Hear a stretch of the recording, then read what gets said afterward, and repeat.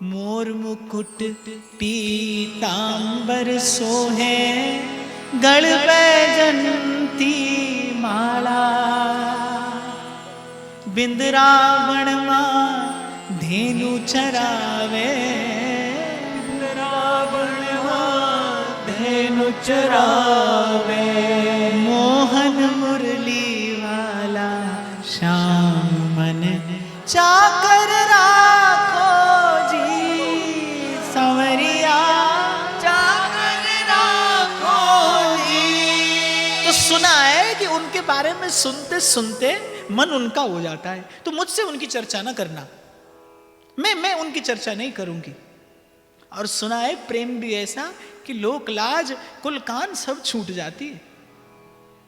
फिर कृष्ण के अतिरिक्त कुछ नहीं दिखाई देता, फिर कृष्ण के अतिरिक्त कुछ नहीं सुहाता। अब जाने नितंबिनी का उद्देश्य क्या था। जैसे गोपी कहती है ना, सखी मत पूछ शाम का दीदार क्या है। वो ऐसा कहकर लगा देती है अग्नि किसी के हृदय में कि पूछे बिना रहा ना जाए। और जिसे किंचित परिचय प्राप्त हुआ है कृष्ण से, उसकी तो स्थिति यही है। मैं तो कई बार कहता हूं, न कहा जाए न सहा जाए और न कहे बिन रहा जाए। ये बात बिल्कुल सत्य, कहा नहीं जा सकता। कृष्ण का रूप के शब्दों में अभिव्यक्त किया जाएगा। अनिर्वचनीय प्रेम स्वरूपम, क्या कहा जाए। आधे अधूरे से, ओछे छिछले से शब्द हैं हमारे पास। कृष्ण के रूप को अभिव्यक्त करने के लिए वाणी कहां समर्थ है। कौन कह सकता है, कैसे कह सकता है। पर बात ऐसी है कि कहा भी नहीं जाता और कहे बिना रहा भी नहीं जाता। तो कहा भी नहीं जाता और कहे बिना रहा भी नहीं जाता। ऐसी ही मन की स्थिति है। तो नितंबिनी ने कहा कि कृष्ण की चर्चा नहीं। द्रौपदी के मन की उत्सुकता और बढ़ गई। अब तो द्रौपदी खोजने लगी कोई स्रोत, अब तो खोजने लगी द्रौपदी कोई साधन। कहीं कोई मिले जो मुझे बताए कृष्ण है कौन। क्या इस जीवन में कभी एक बार दृष्टि भर के उन्हें देख भी पाऊंगी। क्या विधाता ने मुझे ऐसा सौभाग्य देकर भेजा है कि कभी उस नवनील नीरद सुंदर का दर्शन मैं अपने इन नेत्रों से कर पाऊंगी। संसार कहता है कि याज्ञसेनी सा सौंदर्य सृष्टि में न कभी देखा गया न कभी सुना गया। लेकिन क्या मोल मेरे इस सौंदर्य का। ये मेरे नील कमल से, खुले नील कमल से ये मेरी बड़ी बड़ी आंखें, पर क्या मोल इनका जो एक बार दृष्टि भर के माधव मदन मुरारी का मैं दर्शन भी न कर पाऊं। क्या मोल मेरे इन नेत्रों का, क्या मोल मेरे इस रूप का कि इस रूप पर कृष्ण की दृष्टि न पड़े और ये रूप प्रसाद ना हो जाए। अरे अंततः ये रूप तो किसी विषय भोगी, किसी कामी की दृष्टि का आहार बनेगा। ये द्रौपदी के चरित्र की उज्ज्वलता है कि द्रौपदी के मन में एक इच्छा है कि यदि याज्ञसेनी रूपवती है तो इस रूप का प्रथम भोग कृष्ण की दृष्टि को हो। मेरा गुण मेरा सच्चरित्र सर्वप्रथम कृष्ण के चारों चरणों में निवेदन हो। और बुल्ले शाह रब ओना नु मिलदा नीता जिना दिया सच्चियां। कोई नहीं है द्रौपदी से बताने वाला कि कौन है कृष्ण और कैसे है कृष्ण। और आप देखिए कैसी घटना घट रही है। द्रौपदी की एक एक चेष्टा, द्रौपदी की एक एक चर्चा का विषय कृष्ण है। द्रौपदी की एक एक चेष्टा का विषय कृष्ण है। और कहीं ऐसी घटना घटी, कृष्णा कृष्णा कहते कहते, कृष्णा कृष्णा सुनते सुनते ये नाम कहीं ऐसा रच बस गया भीतर। और अंततः द्रौपदी ने समर्पण कर दिया। ठीक है, मैं अपना मन मौन रूप से निवेदन किए रहूंगी उन द्वारिकाधीश के चरणों में। अपने मन की मैं जानूं और पी के मन की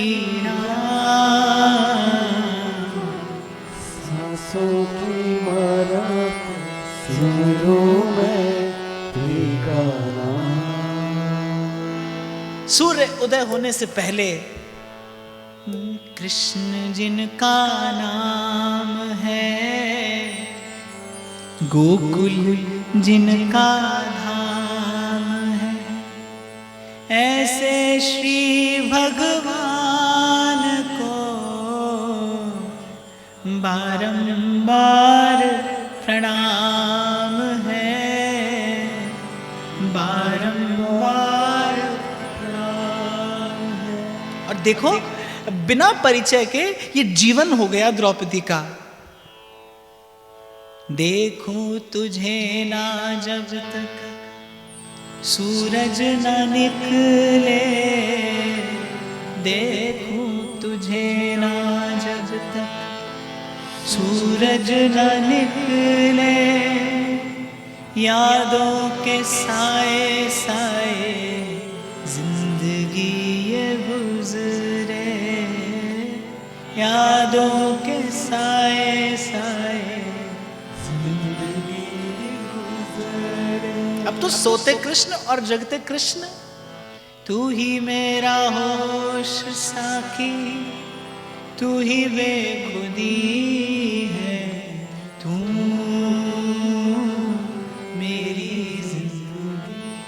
इसलिए फिर निवेदन करूं आपसे बाप, जीवन पवित्र हो आपका, ईश्वर आकर्षित हो आपकी ओर।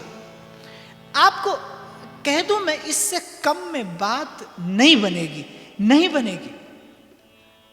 उपनिषद कहता है यमेवैष वृणुते तेन लभ्य। जब तक ईश्वर वर्ण ना करे आपका, आप कहते रहिए मैंने प्यार किया। संसार कहता है मैंने प्यार किया, मैंने प्यार किया। प्यार नहीं करते आप, प्रेम चुनता है आपको। प्रेम देव आपके हृदय को देखकर वो निर्णय करते हैं कि हां इस हृदय में अपना घर बनाया जा सकता है। इसीलिए कई बार मैंने व्यासपीठ से निवेदन किया, एक सिरा है आपके हाथ में, आपको खबर हो तो कर्म का, जिसे मेरे तुलसी बाबा कहते कर्म प्रधान विश्व करी राखा। कर्म प्रधान एक सिरा दिया है ईश्वर ने आपके हाथ में कर्म का। आप उसे त्याग कर कौन सी भक्ति की बात करते हैं? आप उसे मैला करके किस पूजा की बात करते हैं? आप उसे नष्ट करके कौन सा निर्माण, जीवन निर्माण करना चाहते हैं? वो एक कर्म का सिरा है। जो किया जाए आपके हाथ से, जो आपके हाथ से किया जाए, जो आपके मन बुद्धि से विचारा जाए, वो शुद्ध हो, पवित्र हो, ईश्वर के प्रीत्यर्थ हो। आनुकूल्येन कृष्णानुशीलनम। बांट नहीं सकते बाप आप भक्ति को केवल मंदिर तक सीमित नहीं कर सकते। आप भगवान को अपने मंदिर में विराजमान मूर्ति तक सीमित नहीं कर सकते। आप बांट नहीं सकते जीवन को, ये सुविधा आपको नहीं दी गई। जब भक्त बनेंगे आप, तो आप पूर्ण रूपेण भक्त बनेंगे। आपकी एक एक चेष्टा भक्तिमय होगी। छोड़िए अपने आप को बांटना। मंदिर में चित्र और व्यवहार में चरित्र और। आपको लगता है भगवान ऐसा जीवन स्वीकार करेंगे? कदापि नहीं। और मैं तो यह भी कहता हूं बाप, दो पग आगे बढ़ के कहता हूं, आप भक्त हैं कि नहीं इसकी खबर मंदिर में पड़ेगी ही नहीं, मंदिर में नहीं पड़ेगी। एक चिकित्सक कितनी कुशल चिकित्सा करता है, वो उसके घर में खबर नहीं पड़ती। वो तो जब किसी रोगी के रोग का निदान करता है ना, तब उसकी योग्यता का परिचय संसार को मिलता है। व्यापार में, व्यवहार में, संसार में, और सबसे बड़ी बात विकार में आपकी प्रतिक्रिया क्या होती है? विकार में आपकी प्रतिक्रिया क्या है? जब माया विकृत करने को आतुर होती है आपको, तब आपकी प्रतिक्रिया क्या है? तब आपको अपने इष्ट के चरण स्मरण में रहते हैं कि नहीं, ये खबर तो संसार में पड़ेगी भाई, व्यवहार में, बीच बाजार में। ये खबर तो बीच बाजार में पड़ेगी। आप कहां डरे दुबके बैठे हैं, छोड़कर घर संसार, और आपके मन में कल्पना है कि कोई दिन आएगा और आप वन में जाकर भजन करेंगे। अरे इतना समय नहीं है आपके पास भाई। आज अभी यहीं, ये घटना तो आज घटे, अभी यहीं। मैं बहुत बल देता हूं इस बात पर, और पूर्ण विचार के बाद कह रहा हूं आपसे, कर्म का सिरा दिया है ईश्वर ने आपके हाथ में। पवित्र हो आपका कर्म, आकर्षित हो ईश्वर आपकी ओर। बिना परिचय वो आएगा आपका द्वार खटखटाने, वो अवश्य आएगा। सुवास पैदा हो आपके जीवन में, ऐसी खिले आपका जीवन पुष्प की भांति। जो देखे उसे प्रसन्नता हो, जो देखे उसे प्रसन्नता हो। मुझे ये घटना भीतर से आंदोलित करती है कि द्रुपद अपने जीवन का उद्देश्य भूल गए द्रौपदी को देखकर। कैसी निर्मलता होगी उसके मुख पे जब उसने प्रथम प्रणाम निवेदन किया होगा पिता के चरणों में। पिता ने ये नहीं कहा विजयी भव, वो तो विजय के लिए आई है, उसका तो जीवन का उद्देश्य है कि उसे शत्रु पर विजय प्राप्त करनी है। एक हिंसक आंदोलन का हिस्सा बनने के लिए आई है भाई द्रौपदी। लेकिन द्रौपदी को देखते ही भूल गए पिता अपने मन का क्रोध, वो प्रतिकार की, प्रतिशोध की भावना, और द्रौपदी को देखते ही पिता को कृष्ण का स्मरण आया कि ये पुष्प तो कृष्ण के चरणों में निवेदन किए जाने योग्य है। बाप, आप ईमानदारी से अपना जीवन पुष्प खिलाइए। जो तोड़ेगा आपके जीवन पुष्प को, मेरा ऐसा विश्वास है, सिंह के भाग को कभी गीदड़ लेकर नहीं जा सकता। यदि आपके जीवन की पवित्रता ने आकर्षित किया ईश्वर को, आप किसी भी परिस्थिति में होंगे, आपका विश्राम कृष्ण के ही चरण होंगे। या तो आप जाएंगे या फिर प्रभु आएंगे आप तक। ये मैं बड़े विश्वास से आपको कह रहा हूं, अपने अनुभव से आपको कहता हूं। जीवन सुंदर बने आपका, आपकी एक एक चेष्टा से झलके आपके हृदय का प्रेम। आपको भक्ति साधारण घटना मालूम पड़ती है? अरे जाने कितने जन्मों की यात्रा के बाद कभी जीव को खबर पड़ती है, अनेक जन्मार्जितम पुण्यम। भगवान गीता में कहते हैं, बहुनाम जन्म नामंते ज्ञानवान माम प्रपद्यते। ये मस्तक झुकता है कभी कृष्ण के चरणों में, कभी कृष्ण का नाम जिह्वा पर आता है। अनेक जन्मार्जितम पुण्यम। आपको भक्ति साधारण घटना लगती है? आप समेट लेते हैं अपनी माला झोली में बस अपनी भक्ति को। खोलिए महाभारत, खोलिए महर्षि वेद व्यास की लेखनी से ढूंढ कर निकालिए, कभी द्रौपदी के हाथ में आपको माला दिखाई पड़े तो? नहीं पड़ेगी। पर द्रौपदी की एक एक क्रिया ऐसी होगी कि बड़े बड़े ऋषि मुनियों का हृदय भी द्रौपदी के चरणों में आदर से झुक जाए। उसके आचरण में इतनी पवित्रता होगी कि 5 पतियों के साथ रहने के बाद भी आज तक संसार द्रौपदी को 5 सतियों में सर्वप्रथम स्मरण करता है। ये उसके जीवन की पवित्रता थी भाई, कि उसके सतीत्व की रक्षा करने के लिए द्वारिकाधीश को नंगे पैर दौड़ कर आना पड़ा। ये द्रौपदी के चरित्र की पवित्रता है। केवल कहा था द्रौपदी ने, हे गोविंद, हे द्वारिकावासिन, हे गोपी जन प्रिय। और महारानी रुक्मिणी अपने हाथ से ग्रास दे रही थी प्रभु के मुख में, हटाया प्रभु ने हाथ, नंगे पैर भगवान दौड़कर आए। ये द्रौपदी के चरित्र की पवित्रता है। बाध्य कर दिया ईश्वर को, छोड़ दी ईश्वर ने अपनी ईश्वरता कितनी बार। और आपको एक और खबर दूं कि पांडवों के साथ कृष्ण ने जो किया, पांडवों को कृष्ण ने जो दिया, उसका कारण केवल द्रौपदी है। केवल द्रौपदी, केवल उनकी वो एक परम भक्ता, जिसके लिए भगवान को संकोच नहीं, अगर सृष्टि का भी नियम बदल देना पड़े तो बदलते आए हैं प्रभु। अपना मान टले टल जाए, भक्त का मान ना टलते देखा। इसलिए हो सके ना बाप, तो एक बार द्रौपदी के विषय में सुनकर कृष्ण से संबंध जोड़ने की बात का विचार जरूर करना। आपको सफलता मिलेगी इस संबंध में, अवश्य मिलेगी, और आशातीत सफलता मिलेगी। ये जीवन की श्रेष्ठ संपत्ति होगी, कृष्ण के साथ बनाया रचाया ये संबंध, जिसकी प्रेरणा द्रौपदी हो। रच बस गए द्रौपदी के उर अंतर में कृष्ण। और मैंने कई बार व्यासपीठ से निवेदन किया, नाम का प्रसाद है रूप। कृष्ण कृष्ण कृष्ण कहते कहते नाम की कृपा से द्रौपदी के उर अंतर में कृष्ण का रूप स्फुरित होने लगा।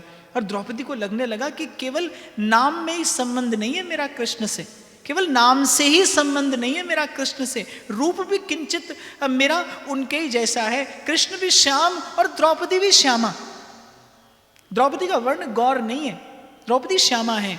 यज्ञ की ज्वलंत दीप शिखा से उत्पन्न द्रौपदी श्याम वर्णी, तो नाम भी कृष्ण के जैसा, रूप भी कहीं ना कहीं कृष्ण के जैसा।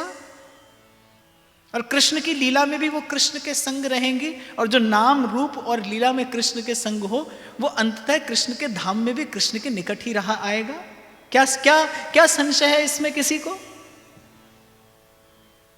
तो एक दिन इसी प्रकार द्रौपदी कविता लिख रही थी, अपने महल के उद्यान में बैठी, और द्रौपदी की एक सारिका थी। सारिका समझते हैं आप? कोयल। द्रौपदी ने एक सारिका पाली थी। अब इसे संयोग कह लीजिए या फिर कृष्ण की इच्छा कि उस सारिका का नाम क्या है? नीलमणि। और द्रौपदी का उससे अत्यंत स्नेह, अत्यंत प्रेम। अपने हृदय की वो बात जो द्रौपदी किसी से नहीं कह पाती थी, वो नीलमणि से कह देती थी।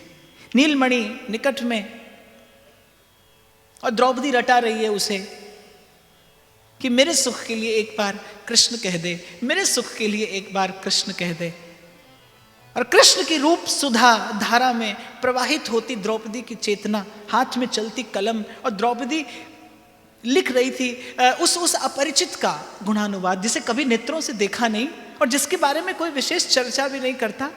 और जाने नाम की कृपा से एक घटना घटी और द्रौपदी के हृदय में प्रेम के अष्ट सात्विक भाव प्रकट हो गए। कंपित हो गया द्रौपदी का गात, रोम रोम पुलकित, नेत्रों से अश्रुधारा बहने लगी, छूट गई हाथ से कलम। संग खड़ी नितंबिनी ने झट से आकर संभाला द्रौपदी को। वो देखकर भांप गई कि द्रौपदी को क्या हुआ है। ये और कुछ नहीं, ये केवल कृष्ण नाम का प्रसाद है। ये कृष्ण में तन्मयता का, ये कृष्ण में तन्मयता का लक्षण है। नाम की कृपा से यही होता है। नाम धीरे धीरे आपकी चेतना पर अधिकार करता है अपना, यदि आप उसे अवसर दें तो। अब आप पूछेंगे हम कैसे अवसर दे सकते हैं नाम को? आप जब तक जप को साधन समझेंगे, जब तक आप ये समझेंगे कि नाम जप से आपको भगवान मिलेंगे, तब तक आप ही अपनी प्राप्ति में सबसे बड़ी बाधा हैं। नाम जप को बिना किसी हेतु के करिए। नाम जप साधन नहीं है। जिह्वा पे नाम आया है, ये सिद्धि है, ये भगवत प्रसाद है, ऐसा चैतन्य महाप्रभु कहते हैं। नाम से कुछ मिले, ये विचार ही आपकी उपलब्धि में, आपकी प्राप्ति में सबसे बड़ी बाधा बना बैठा है। नाम से कुछ मिले, नाम से कुछ नहीं मिलता। नाम साधन नहीं है, नाम तो फल है। नाम से तो रस मिलता है प्रेम का, और वो रस कैसा है? सांसों की माला पे सिमरू मैं पीका। महाप्रभु कह रहे राधा नाम सुधा रसम रसयुतुम जिव्यास्तु में विव्वला, कि विव्वल हो जाए मेरी जिव्या इस नाम के उच्चारणार्थ। नाम से तो नाम जपने का सुख मिलता है, रस मिलता है। नाम से तो नाम खुमारी नान का चढ़ी रहे दिन रात, नाम खुमारी नान का चढ़ी रहे दिन रात। नाम से तो रस मिलता है, साधन से फल और फल से रस। तो नाम साधन नहीं है, नाम फल है। नाम से तो रस मिले, आपके नाम में साधन बुद्धि रहती। अभी सूरत से आया मैं, तो आखिरी दिन तो मुझे लगता है कम से कम 1 घंटा इसी विषय पर चर्चा होती रही। कुछ लोगों ने लिखकर प्रश्न पूछा कि आप कहते हैं माला गिनकर ना करिए, पर हमारे यहाँ तो कहा जाता है कि इतनी ही माला गिनकर करिए। मैंने कहा भाई मैंने तो सदा कहा है कि जितने लोग हैं उतने मार्ग हो सकते हैं। मेरा मार्ग ये कहता है, मेरा मार्ग ये कहता है कि आप अपने जप के बल से ईश्वर को प्राप्त करने की चेष्टा न करिए। अपबल, तपबल और बाहुबल, चौथो बल है दाम। अब मेरे सूरदास जी कहते हैं सूर किशोर कृपा ते सब बल हारे को हरि नाम। हे प्रभु सब ओर से हार के, और मेरा आचार्य कहता है वृंदानी सर्व महताम अपहाय दुराद वृंदाटवीम अनुसर प्रणयेन चेतः। आप अपने जप के बल से प्राप्त करने का प्रयास ना करिए। ईश्वर की कृपा से ईश्वर मिलेगा, प्रभु की कृपा से प्रभु की अनुभूति होगी, नाम की कृपा से नाम का सुख मिले, बस। क्या ऐसा नहीं होता? ईमानदारी से मुझे उत्तर दीजिएगा कि यदि आपने निश्चित कर लिया। देखो मैं मनोविज्ञान के धरातल पर एक प्रश्न आपसे पूछता हूं।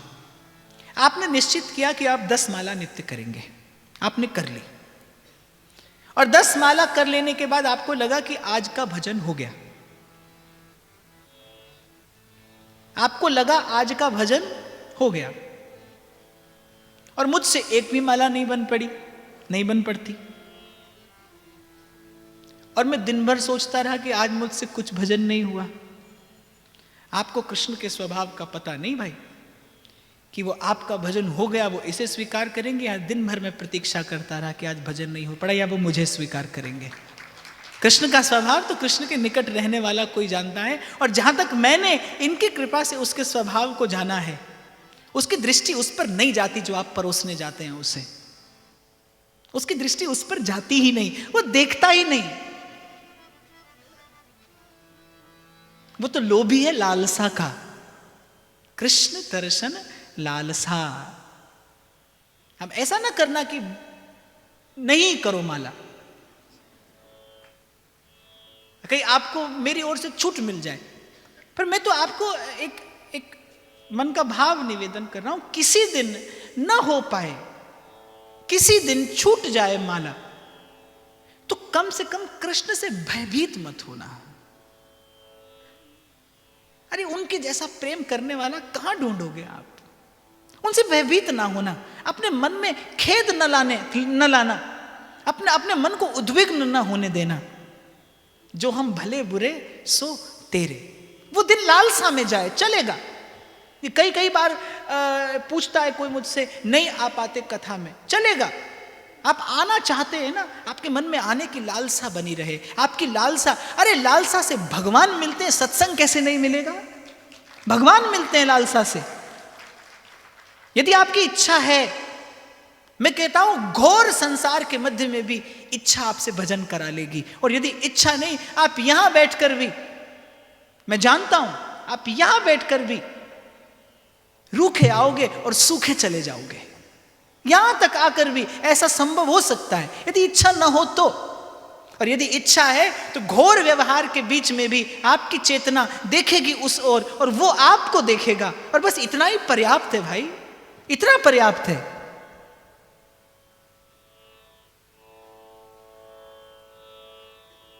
तो द्रौपदी अचेत, नितंबिनी ने नीलमणि को डांटा कि तूने फिर आज राजकुमारी को कृष्ण नाम सुनाया। एक तो तेरी वाणी इतनी मधुर,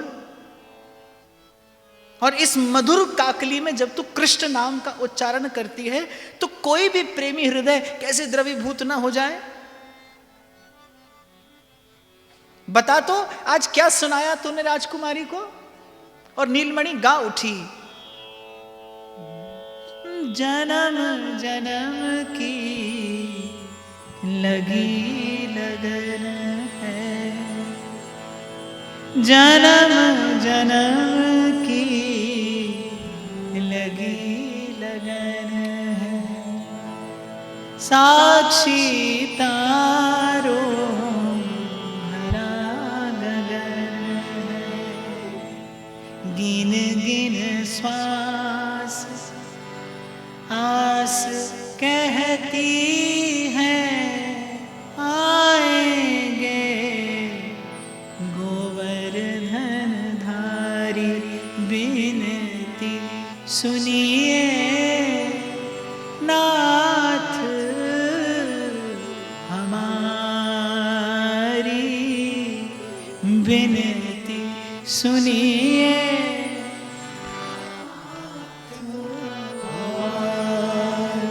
हृदयेश्वर हरि हृदय विहारी, हृदयेश्वर हरि हृदय विहारी, मोर मुकुट पीतांबर धारी, विनती सुनिए नाथ बिनती सुनिए नाथ हमारी। और मुझे लगता है किसी प्रेमी हृदय से पूछिए, वो ऐसे होंगे, वो ऐसे होंगे। इससे कहीं ज्यादा मधुर है ये भावना कि अरे वो कैसे होंगे। किसी प्रेमी हृदय से पूछने की बात है ये, वो जानता है इस बात का मर्म क्या है। वो ऐसे होंगे, इस बात में तो सुख है, नेत्रों से अनुभूति प्रगाढ़ होती है, सांद्र होती है। ये बात तो ठीक है, वो ऐसे होंगे इसमें सुख है, पर अरे वो कैसे होंगे इसमें बहुत सुख है।